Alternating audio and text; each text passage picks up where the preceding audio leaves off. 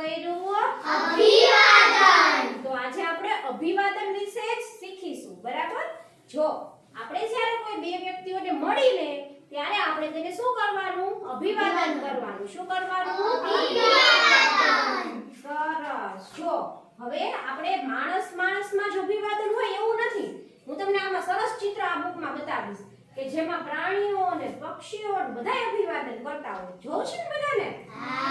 ચાલો જો આમાં બે કીડી છે. શું છે? કીડી. બે કીડી છે.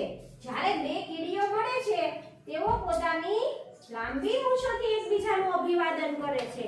કીડી હોય ને ઈ જ્યારે સામે સામે મળે ને ત્યારે શું કરે? એની જે મૂછો હોય ને આ ઊંચી કરી દે આમ સામે સામે મળે ત્યારે. પછી એની ભાષામાં ઈ નમસ્તે કરે. શું કરે? નમસ્તે. પછી આ બે ટકાવાળી ગોરોડી છે તે જ્યારે મળે ને ત્યારે એકબીજાનું અભિવાદન કરે. જો શું કરે?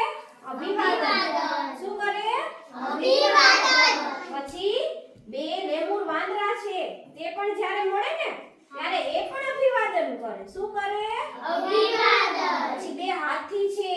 બે હાથી જ્યારે મળે ને ત્યારે આમ એકબીજાને આમ સૂંઢ ઊંચી કરીને અભિવાદન કરે. સમજ્યા? પછી બે સિંહણ. સિંહણ જ્યારે એકબીજાને મળે ને ત્યારે શું કરે? એકબીજાને આમ ગળે મળીને અભિવાદન કરે. જો કેવી સરસ ફોટો છે ને? છે છોકરાઓ? Very good. હવે આપણે જ્યારે જુદી જુદી સંસ્કૃતિના લોકો જુદી જુદી રીતે કરે. તમારે શું કરે છે? ચાલો કેવું જોઈએ. તમારા પપ્પા હોય ઘરે હોય ને તમારે બહારગામથી મહેમાન આવે ત્યારે કેવી રીતે અભિવાદન કરે? ગળે મળીને કરે, હાથ ચૂમીને કરે, નમસ્તે કહીને કરે. ઊભા થઈને જવાબ આપો મને જલ્દી. હાથ ચૂમીને કરે. એમ આ બે છોકરીઓ કરીને બતાવો જોઈએ. ચાલો જોઈએ. તમે બે એકબીજાની ઘરે મળવા ગયા તો તમે કેવી રીતે કરો? બે ચાલો કરો જોઈએ. આ અભિવાદન કઈ રીતે કરો? હા કરો જોઈએ. Very good. હું કરો અર્પિકા તમે કરો. ચાલો. સરસ. Very good. આમ કરવાનું હોય. હવે બે છોકરાઓ એકબીજાને મળે ત્યારે શું કરે? નમસ્તે કરે. શું કરે? ચાલો તમે બે આવી જાઓ અને તમે બે એકબીજાની સામે મળો ત્યારે કેવી રીતે કરવાનું? નમસ્તે. તું આ બાજુથી જા, તમે આ બાજુથી જાઓ. ચાલો એકબીજાને સામે મળ્યા શું કરવાનું? નમસ્તે કરો. નમસ્તે.